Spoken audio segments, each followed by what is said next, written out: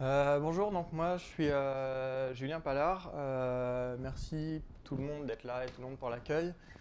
Je travaille chez Melty Group. Je suis récemment core dev Python. Je suis coordinateur de la traduction de la doc de Python en français. Si vous voulez aider à traduire la doc en français, il y a encore du boulot. On en est à un peu moins d'un tiers. J'enseigne le Python au Centre de recherche interdisciplinaire de Paris, à Sup Internet, la cybersécurité aussi à Sup Internet. Et j'organise 2 événements Python autour de la formation Python. Hackinscience.org, c'est une semaine super intensive de Python qui commence la semaine prochaine et qui est déjà pleine. On fait ça une fois par an. Et codeenseigne.fr, j'essaye de faire ça un mercredi sur deux. Les deux, c'est des cours qui sont ouverts à tous et gratuits. J'ai intitulé la presse Async.io ou pas parce qu'au dernier moment, c'est-à-dire hier soir, on m'a dit Hey Julien, il y a un créneau qui est ouvert. T'as une presse de prête? Je fais oui, j'ai une presse sur Async.io, 80 slides, etc. C'est sympa. On m'a dit t'as 15 minutes. Je vais enlever Async.io, il restera rien, ça va être cool. Et au moins, ça logera en 15 minutes. Donc on va tenter Async.io sans parler de Async.io, on va voir ce qui reste. Déjà, qu'est-ce qu'une coroutine? Parce que Async.io, son but, c'est de travailler avec des coroutines en Python. Une coroutine, c'est la définition la plus simple que vous pouvez aborder ce soir, c'est une fonction qui peut être suspendue durant son exécution. Ça fait penser à du scheduling. J'ai oublié de poser la question, qui a déjà touché à Async.io ici? Ça fait un tiers des gens à peu près, ok. Donc la notion de suspendre une fonction, ça fait penser à du scheduling. Si j'ai le temps d'introduire ça, ouais, légèrement. Il y a deux types de scheduling qui sont possibles. Il y a le scheduling coopératif et le scheduling préemptif. Le scheduling préemptif, c'est ce qui se passe au niveau des OS aujourd'hui, si on ne prend pas en compte Windows 95. C'est-à-dire que c'est l'OS qui va dire « Toi, tu arrêtes de travailler, je reprends la main et je donne la main à un autre processus parce que tu as fait ton temps ». Ce n'est pas ce qui va se passer en Python. En Python, on va faire du scheduling coopératif, c'est-à-dire je donne la main à une tâche et c'est à elle de prendre l'initiative de me rendre la main. C'est pour ça que Windows 95, quand il plantait sévèrement, parce que la tâche qui ne rendait pas la main, bah, le kernel n'avait plus la main et c'était fini. Donc en Python, on fait du coopératif, donc il faut coder proprement. Ce n'est pas Python qui va récupérer le bordel si une de vos coroutines bloque. C'est à vous de faire ça correctement. Pourquoi on fait des coroutines? On fait des coroutines pour éviter le fameux callback hell dont vous avez peut-être déjà entendu parler, c'est-à-dire faire à chaque fois des callbacks, des callbacks et des callbacks à chaque fois qu'il se passe quelque chose. Finalement, avoir un code qui n'est pas du tout présenté dans l'ordre dans lequel les choses se passent, avoir des callbacks anonymes qui fait qu'on ne voit pas trop où ça en est, etc. C'est pas très lisible et quand ça prend du volume, on s'en sort pas. L'équivalent de ce code-là en coroutine, c'est ce code-là. Pour le coup, vraiment extrêmement simple. Et on a un read, un write, ensuite on flush, ensuite on close. Il y a 3 actions qui sont faites, ça fait 3 lignes de code. C'est lisible et c'est pour ça qu'en Python, on veut des coroutines et pas des callbacks. Si on voulait vraiment être exhaustif, il y a un peu 2 styles de coroutines en Python et vous verrez forcément les deux, même dans la doc. Il y a les anciennes coroutines et les nouvelles coroutines. En fait, les anciennes coroutines, elles sont basées sur les générateurs. Et donc, vous verrez de temps en temps du yield, du yield from, du @async.io.coroutine, etc. C'est ce qu'on faisait en Python quand on n'avait pas le mot-clé async await. Et ensuite, il y a eu les coroutines natives qui sont compatibles avec les anciennes. Donc, vous verrez même dans la doc un peu un mélange des deux tout le temps. Donc, les coroutines natives, c'est celles qui s'écrivent avec async et await, les deux nouveaux mots-clés en Python. Enfin, nouveaux depuis quelques années quand même. Donc, ouais, ce que je disais, générateur basé de coroutine, vous verrez un @types.coroutine ou un @async.io.coroutine pour dire ça c'est une coroutine, c'est pas juste une fonction. L'équivalent dans les coroutines natives, c'est asyncdef pour dire c'est une coroutine. Et là, on va voir vachement de similitudes avec les générateurs. C'est-à-dire qu'une coroutine, quand elle est appelée, elle renvoie un objet coroutine exactement au même titre qu'un générateur. Quand il est appelé, il renvoie un objet générateur.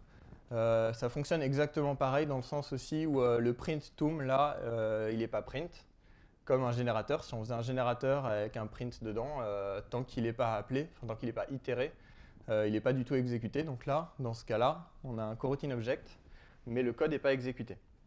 Donc il y a vraiment une grosse similitude parce que c'est basé sur les générateurs derrière, donc il y a une grosse similitude, vous retrouverez tout le long avec les générateurs. Cet objet coroutine, il peut être manipulé, donc il a une méthode send, exactement comme un générateur. Pour le coup, la méthode send, c'est avance dans ton exécution. Donc là, si j'envoie send à ma fonction asynchrone toom, elle va bien s'exécuter. Donc j'ai un print toom, donc j'ai bien le toom qui s'affiche. Et j'ai une exception stop itération.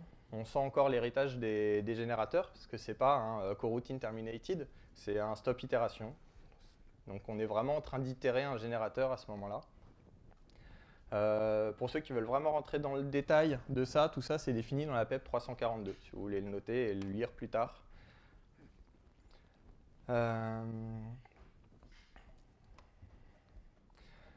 Donc l'idée d'invoquer une coroutine, c'est d'appeler send. Pour le moment, nous on envoie send none, c'est-à-dire qu'on n'envoie rien à la coroutine. Ça lance l'exécution de la coroutine, ça appelle la fonction via l'objet coroutine que l'appel de la coroutine nous a donné. C'est normalement pas à nous de le faire. C'est normalement à ce que vous avez peut-être entendu parler de main loop, etc. C'est au scheduler de le faire, c'est pas à nous de le faire.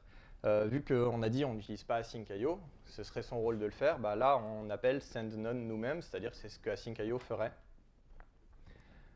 Et pour le coup, le résultat de la coroutine, bah, il va nous être donné comme valeur dans le stop itération. Pareil, c'est très bizarre de le recevoir là-dedans, et c'est juste parce que bah, on n'est pas censé faire ça en fait. C'est async.io ou n'importe quel scheduler qui nous renverrait la valeur. Mais en fait, ce qui se passe en interne, et donc ce qu'on chope nous quand on envoie un send none, c'est une exception stop itération avec une valeur dedans. Et ça signifie sémantiquement, j'ai fini mon exécution, j'ai fini mon travail, arrête de me demander de continuer de travailler. On arrive au mot-clé await. Là, on a fait toute la partie qu'est-ce que c'est qu'une fonction async. Le mot-clé await, c'est le mot-clé qui sert à aller tirer une autre coroutine. Donc à aller dire à une autre coroutine, exécute-toi et je veux ton résultat. En fait, le await, c'est le yield from. C'est je prends tout un générateur et je vais tirer tout le résultat d'un générateur. Bah, le await en async.io, c'est je prends une coroutine et je tire le résultat d'une coroutine, c'est exactement la même. Et donc, typiquement, on va pouvoir commencer à implémenter ça, une fonction qui fait 2 await pour appeler 2 fois une autre fonction asynchrone. Si on envoie send none, on se prend bien un stop itération avec 4. Et là, comme je dis, contrairement au vocabulaire utilisé avec du async, du await partout, c'est purement synchrone. Là, il n'y a pas du tout de notion d'asynchrone. C'est des appels de fonctions qui se font les uns à la suite des autres. À aucun moment, il y a un scheduler qui prend la main. À aucun moment, il y a async.io qui va faire quoi que ce soit ici. Il n'y a pas d'import async.io. Donc là, c'est purement synchrone. Pour le coup, je vous disais tout au début, l'intérêt des coroutines, c'est de les suspendre. Et là, pour le coup, on n'a pas vu comment faire pour le moment. On est resté dans du purement synchrone. Là, il n'y a pas de notion de suspension. C'est un truc qu'il faut retenir quand vous commencez à Sync.io. C'est que await, ici, ce n'est pas un point de suspension. Je disais, c'est du scheduling coopératif, mais await, ce n'est pas un moyen de coopérer. Ce n'est pas un endroit dans le code où il y a un await qu'il va y avoir forcément une coopération avec les autres fonctions.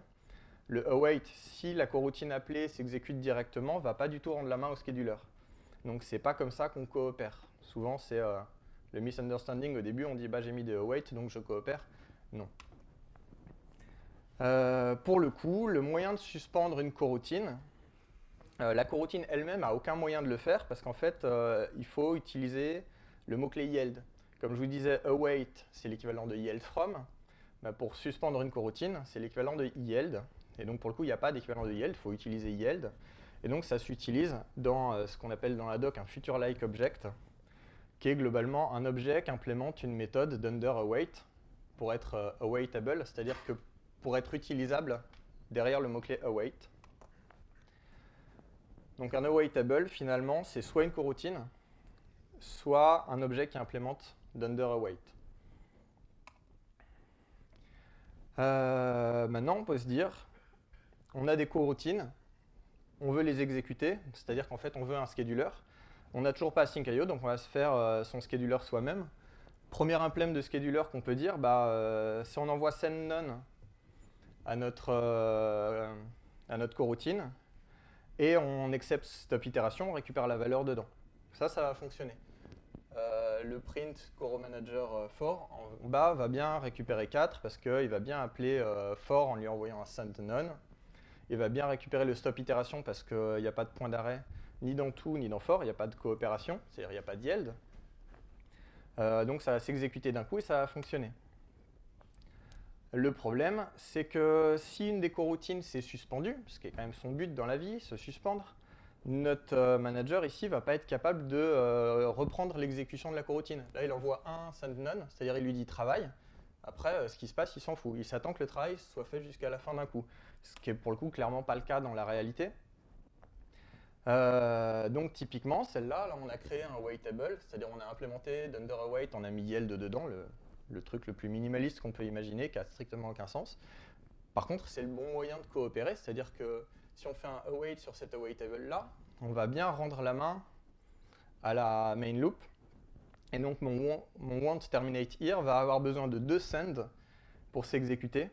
Et donc si j'utilise mon coromanager ici qui envoie un seul send, celle-là, elle ne va pas s'exécuter. Elle va avoir besoin d'un premier send pour aller jusqu'à await awaitable et elle va avoir besoin d'un deuxième send pour aller continuer son exécution. Exactement encore comme si c'était un générateur et que le générateur, il avait 2 yields dedans. Et un yield qui va jusqu'à un moment de l'exécution est suspendue, un deuxième yield qui va aller jusqu'à la fin de l'exécution. Donc pour le coup, on va avoir besoin d'un scheduler un peu plus intelligent que le premier scheduler qu'on a fait, intelligent. C'est-à-dire qu'on va partir en while true et on va envoyer des send. Globalement, on est en train de dire à la coroutine, non, continue jusqu'à ce qu'on chope un résultat. Donc il n'y a strictement aucune intelligence, mais ça fonctionne. Le problème de cette implémentation-là, c'est toujours pas un scheduler, c'est que on est capable d'exécuter qu'une seule coroutine. C'est-à-dire que là, on prend une coroutine en paramètre et on dit à cette coroutine travaille jusqu'à ce qu'elle ait fini de travailler. Toujours pas très intéressant. Est-ce qu'on peut faire mieux?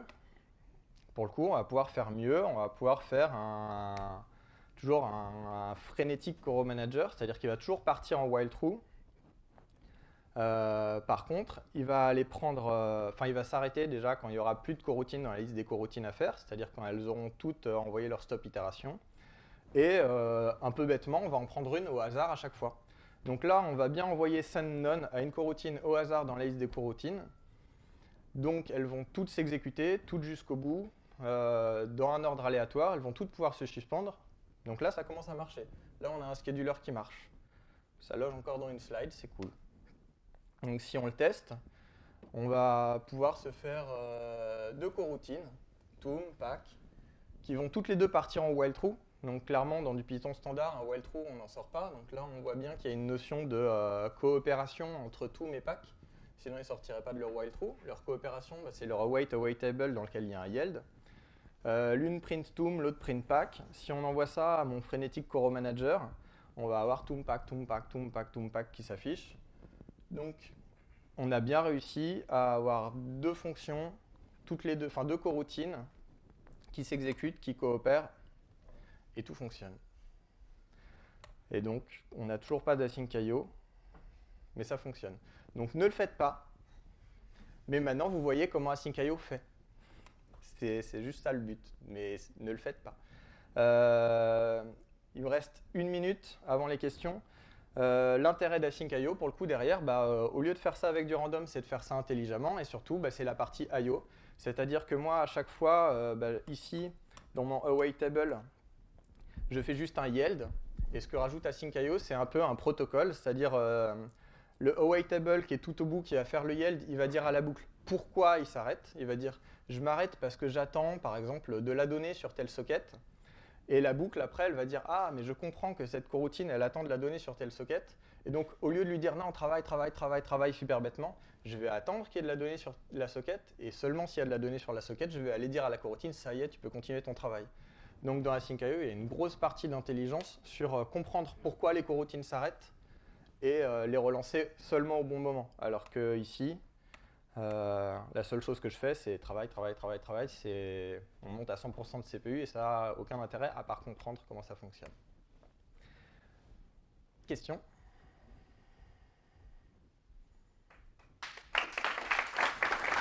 Merci.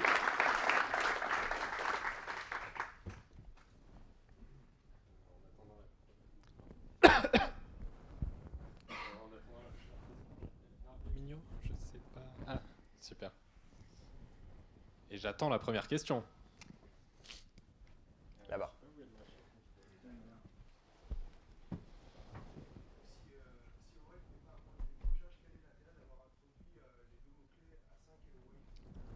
Alors, en fait, await n'est pas le point où tu vas décrocher, mais await est le point par lequel le décrochage va passer. C'est-à-dire que, par exemple, sur celle-là, si la fonction to faisait un await sur un awaitable qui, lui, coopérait, c'est-à-dire qu'il faisait un yield, bah, c'est par cet await-là que la suspension va passer. C'est-à-dire qu'un yield, en fait, exactement comme si tu avais toute une boucle de générateur, un yield va aller remonter, va traverser toute ta stack d'appels de générateur. Et donc, dans un générateur, ça va renvoyer une valeur. Si tu as un yield après plein de yield from, et ton yield il va traverser tous tes yield from et ça va être une valeur à la fin. Là, c'est l'idée que ton point de suspension il va aller traverser toute ta stack d'appels jusqu'à ta main loop.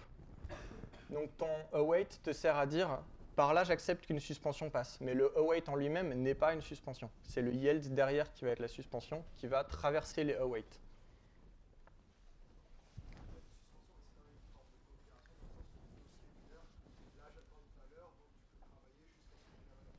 C'est ça. Mais par contre, si c'est pas le fait qu'il y a un await qui va faire une suspension à cet endroit-là. C'est une suspension possible, c'est pas une suspension obligatoire. Typiquement, dans ce cas-là, il n'y a pas de suspension au niveau du await parce qu'il n'y a pas de coopération dans tout.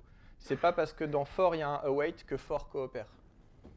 C'est la petite distinction qui est difficile au début à avoir. Enfin, difficile. On peut se faire piéger au début en disant j'ai mis un await donc je coopère. Non, j'ai mis un await donc je peux coopérer.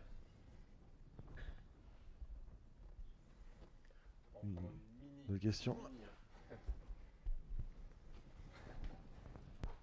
Cette violence. Je voulais savoir si sur la méthode send des coroutines, je vois qu'il est passé none tout le temps, est-ce qu'il peut y avoir un autre argument et à quoi ça peut servir?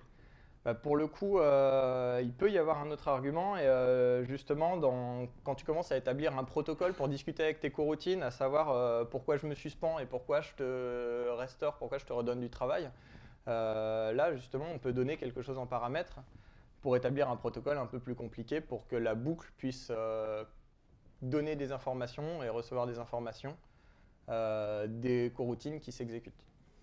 Donc pour le coup, dans mon cas, à aucun moment j'ai besoin de dire à une coroutine pourquoi je la réveille, puisque je les réveille tout au hasard, donc moi je donne none, mais oui, en cas réel, il me semble bien que ça peut être intéressant de donner quelque chose. J'ai pas le détail en tête sur cette partie-là, sur Async.io, est-ce qu'ils l'utilisent, mais il me semble qu'ils doivent l'utiliser, oui. Il faudra aller vérifier. Merci beaucoup, Julien.